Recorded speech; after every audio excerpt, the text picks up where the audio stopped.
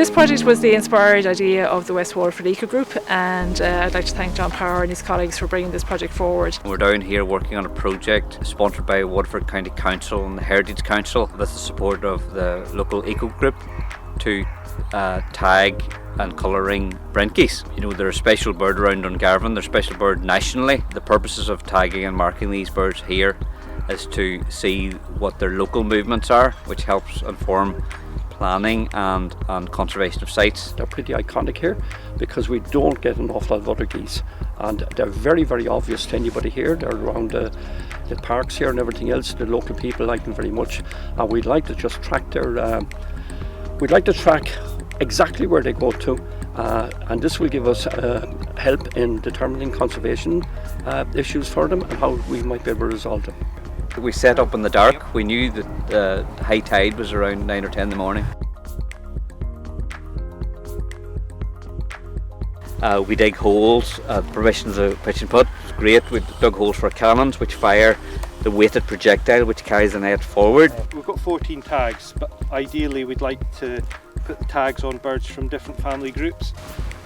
So we set our net, we set some decoys out. We know the birds are here regularly anyway. The birds would, you know, they need to feed.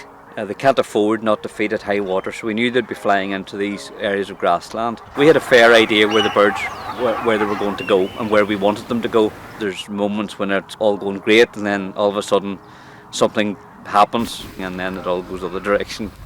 A core of birds stayed with the decoys, and then gradually the numbers built up to a sort of number we wanted to catch. We have people watching for safety for humans and for the birds, and then we're able to do a countdown. It's charged. Switch the net in. Is the net switched in? Yes. 3, 2, 1, fire.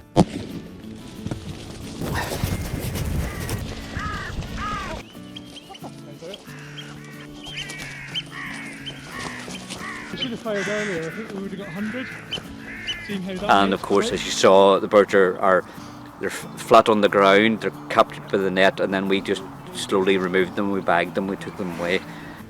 When the birds were caught, because we don't want to tag males and females, for example, from the same pair, because they'll do identical things. And post it in the box with its mates.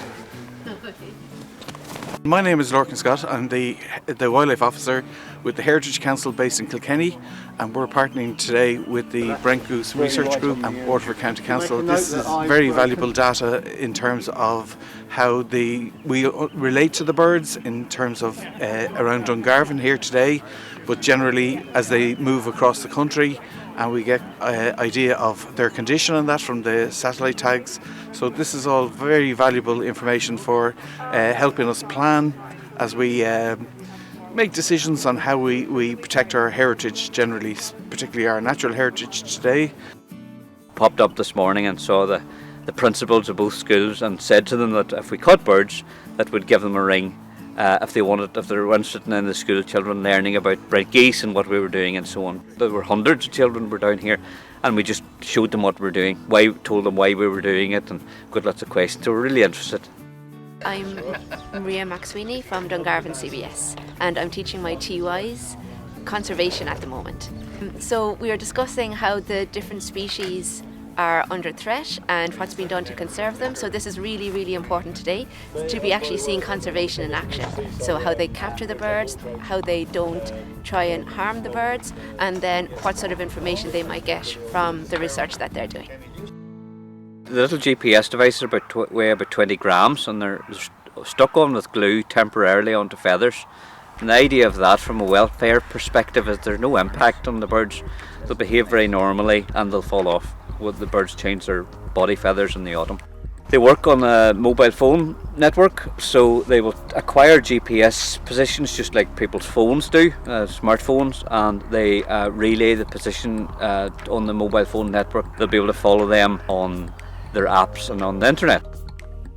We can track them from here onto Northern Ireland, onto Iceland, up to northern Canada and then the reverse again. And that will give us a lot of information, because you'll learn how long they're staying in any one place. And this might be pan-national, in that we'd ultimately have to speak to the Icelandic authorities and perhaps people in Greenland to see in what way we can conserve them and look after their breeding grounds above in the north, and on their wintering grounds here, which are absolutely under threat at the moment. So the tagging, we had a sample of 12 birds to tag, and we simply have a position on their back. Obviously we need the sun to get at the solar panel to keep it going, otherwise we're wasting our time. So we cut a little section of about 2 square inches where we put the satellite tag on the bird's back with some glue. That's just super glue. We're obviously licensed and trained to do this, but it's been proven to have very little effect, probably no effect on these birds at all. So we do that with some birds. Usually they're heavier birds, they're 1500 grams, that sort of weight. And then some of the other birds they'll all, even the tagged ones, will get individually engraved colour rings on their legs. They were black rings on the right leg and white rings on the left. And they're all individual, and they're all recognisable through binoculars or telescopes. Those leg rings, rather, will stay on those birds for maybe a decade. So even when the tag's fallen off their back, some of these birds will come back this year, definitely in the autumn, with their tags off, but we'll see that those birds have made the journey and they might come back with families and so on. So that marker stays with them. You can see that when we're in and around Dungarvan, there's a lot of people interacting with the geese, which is fantastic and very important that they appreciate and get the value from them as well. We look forward to getting the information as to where the geese feed and roost around Dungarvan Harbour, and then obviously on their migration back to Arctic Canada in the spring, to see how they move from here to Northern Ireland, to Scotland, Iceland and beyond. But I think the future for any conservation project has to be with the children, and hopefully this will lead, what we're doing today will lead to talking to the kids in the schools here and helping them set up some sort of a scheme whereby they can get involved in tracking the geese over a period of time. Everyone ready? Ready? Okay. Yeah, slow mo.